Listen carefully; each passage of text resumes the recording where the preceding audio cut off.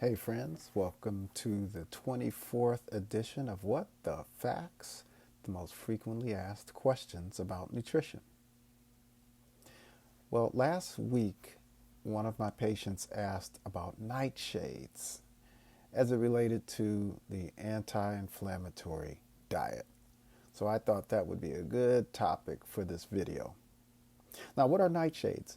Nightshades are a group of vegetables and fruit that are in a particular family called the Solanaceae family. And this family, the Solanaceae family, um, was given that name decades ago for unclear reasons, but there have been some suggestion that it had to do with the fact that a lot of them tend to flower and grow during the night or in the shade. Now, it just so happens this family has another common denominator of containing some alkaloids, some of which are considered poisonous, but not in the edible foods that are in that group, which include tomato, tomatillos, potato, peppers, and eggplants. And so these sound like very common foods we eat, I'm sure. But there are some people, a small group of people, that may have more problems thought to be driven by inflammation when they consume these foods. Now, in my opinion, it is much overhyped because many of these foods have nutrients that have been shown to be anti-inflammatory, especially the peppers, the red peppers with cayenne and containing vitamin C. You know, most of these peppers do contain vitamin C as well as a host of other nutrients. And potatoes contain fiber and other important vitamins and minerals. And eggplant. So really, there may be a subset of people that suffer from some chronic inflammatory diseases. It may be related to rheumatoid arthritis or other autoimmune diseases, or maybe related to other forms of arthritis or bowel problems. But it's been hard for scientists to nail down exactly who that is. So it really depends on you, your individual response to these foods. I would not, just because you have a diagnosis of arthritis or some autoimmune problem or some chronic inflammatory based condition, avoid these foods, because you'd be avoiding several nutrients, several phytonutrients and antioxidants. But one way you can find out is you just stop eating the particular food for a month or so, 3 or 4 weeks, and then if you're unsure, add it back and see how you feel. Now, that may be an oversimplification, but really, nightshades are, for most people, if you're eating healthy, they are a healthy component of your food, of your diet. Dr. Michael Claper mentioned in his comments on nightshades on YouTube that if you take people that already have illnesses from inflammatory conditions such as autoimmune conditions, take 100 of them, and about 10% of them may actually have some of their problems worsened by eating some members of the nightshades. So first, it tends to be those that are already inflamed, that have problems. And second, it tends to be about 10% of them. So most people that are just trying to eat healthy and are benefiting from it don't even have to worry about nightshades.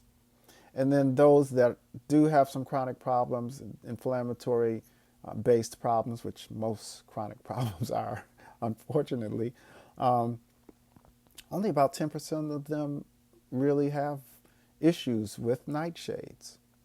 So I wanted to clear that up. Now, the anti-inflammatory diet is not really a true, succinct diet. It's really more of a description. The Mediterranean diet is anti-inflammatory to a large degree. The DASH diet, the dietary approach to stop hypertension, emphasizes whole foods and allows for some some low-fat dairy, but it is, for the most part, also anti-inflammatory. And the most anti-inflammatory diet, which is really not a diet, a lifestyle, is the whole food plant-based lifestyle. So when you eat minimally processed foods from those 4 different quadrants I've mentioned many times, that rainbow of vegetables, including those cruciferous vegetables, leafy greens, the kale, the broccoli, cauliflower's in there, the cruciferous vegetables, but all the colorful nature's coloring of vegetables like sweet potatoes and carrots, okra, you name it. And then the other 3 quadrants, the fruit, the berries and all the fruit and offerings that they have, and micronutrients and vitamins and minerals. And then, of course, the whole grains, minimally processed grains, your steel-cut oats, your non-GMO corn, quinoa, and then the last quadrant, your legumes, your beans and pulses, your soybean.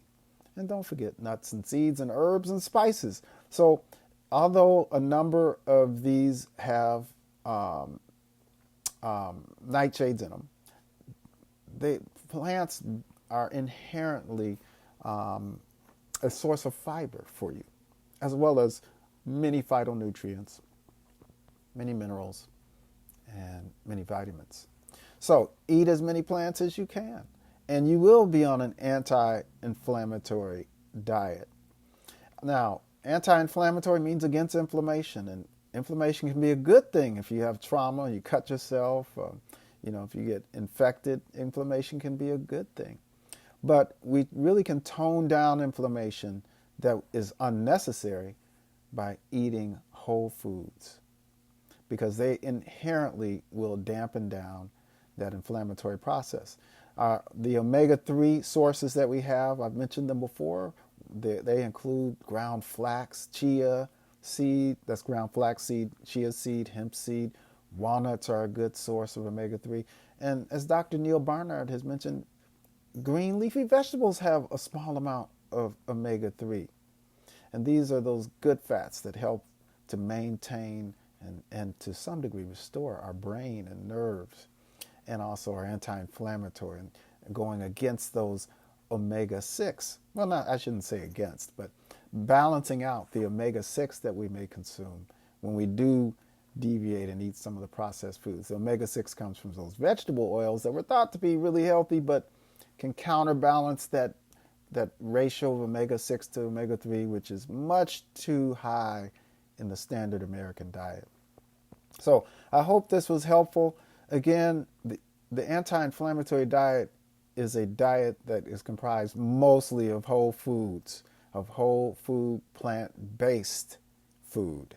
And therefore, when you are eating more and more diverse fruits and vegetables and nuts and seeds and whole grains, you are really driving inflammation down. When you eat meat and egg and dairy products and processed food, processed sugar, junk food, that comfort food around this time of the year, it's November when I'm making this video, and a few days from Halloween, that's what can drive inflammation. So the tip of the week here, some people travel during the later part of the year. So plan ahead. Plan your healthy snacks. Bag up some fresh fruit.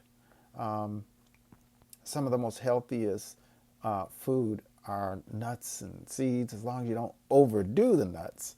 And you want them to be raw and unsalted in most cases. So plan ahead for the holidays so that you don't fall too far off track. We all tend to fall off track, but if we go in really healthy and we plan ahead and have our snack food with us for travel, we have a better chance of making it through and feeling good on the other end. So that's it. If you like this video, hit that like button, subscribe if you haven't already, and check out my website, fearlessmd21.com. That's fearless, FEARLESS, MD21.com. All right. Take care.